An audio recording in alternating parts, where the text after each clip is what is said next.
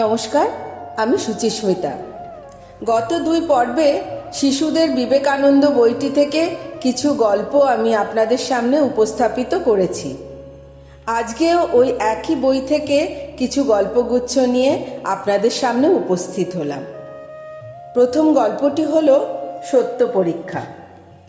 অপর জাতের খাওয়া হুঁকো খেলে তাই, যে খায় তাহার নাকি জাত চলে যায়। শুনে বিলে সব হুঁকো টানিয়া টানিয়া, জাত যায় কিনা দেখে পরীক্ষা করিয়া। ছেলে মানুষ তোমরা, তোমাদের মনে এখন কত রকম প্রশ্ন ওঠে। এটা কি, ওটা কি, কেন এমন হয়, এই ধরনের অনেক কথাই তোমাদের মনে জাগে। যা দেখো তা ভালো করে জানবার ইচ্ছা হয়। বিলেরও তাই হতো।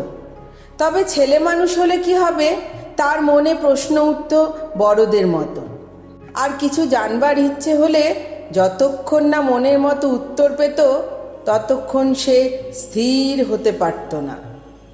বাড়িতে অনেক লোক আসে, তাদের জন্য বৈঠকখানায় অনেকগুলো হুঁকো পাশাপাশি সাজানো থাকতো। বামুনদের আলাদা হুঁকো, কায়েতদের আলাদা, মুসলমানদের আলাদা, এই রকম। বিলে একদিন এত হুঁকো দেখে জিজ্ঞেস করলো, এত হুঁকো কেন? একটাতেই তো সবাই তামাক খেতে পারে। একজন বলল, তা কি হয়? এক জাতের লোক অন্য জাতের হুঁকোয় তামাক খেলে তার জাত যাবে না? বিলে কথাটা বুঝতে পারল না, জাত আবার যায় কিভাবে। তবে না বোঝা পর্যন্ত বিলে তো ছাড়বেও না।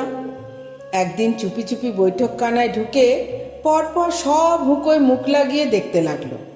পরীক্ষা করে দেখতে হবে জাত যায় কি না, আর গেলে কিভাবে তা যায়। বিশ্বনাথ দত্ত টের পেয়ে বিলেকে বিষয়টি বুঝিয়ে দিয়েছিলেন। ছেলেবেলা থেকেই সব কিছু নিজে পরীক্ষা করে দেখে নেওয়ার ঝোঁক ছিল বিলের। দ্বিতীয় গল্পটি হলো বিলের পড়া। শিক্ষক আসিলে বই দিয়ে বিলে বলে, আপনি বানান করে পড়ে যান চলে, একবার শুনিলেই সব মনে রবে।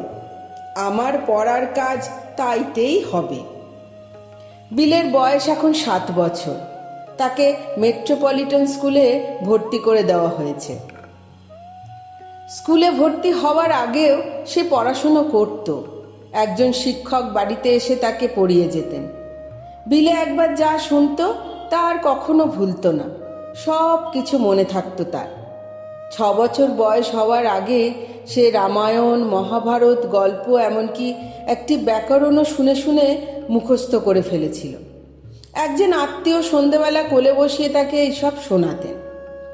বাড়িতে শিক্ষক পড়াতে এলে বিলে তার হাতে বইগুলো তুলে দিত।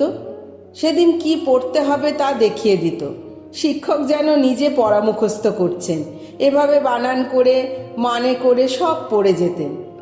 বিলে কখনো বসে কখনো বা শুয়ে তাই শুনত। তাতেই তার পড়া মুখস্থ হয়ে যেত, আলাদা করে পড়তে হতো না আর। কাজেই পড়া তৈরি করতে তার বেশি সময়ও লাগতো না। অন্য কাজের জন্য সে অনেক সময় পেত। গান বাজনা শিখত, লাঠি খেলা, ব্যায়াম, কুস্তি, ঘোড়ায় চড়া এসবও শিখত। বিশ্বনাথ দত্ত তাকে একটা ঘোড়াও কিনে দিয়েছিলেন। ভয় ডর একেবারেই ছিল না বিলের। সঙ্গীদের সে খুব ভালোবাসত। খেলার সময় স্কুলে আলোচনায় সবসময় সঙ্গীরা তাকে দলের নেতা বলে মেনে নিত।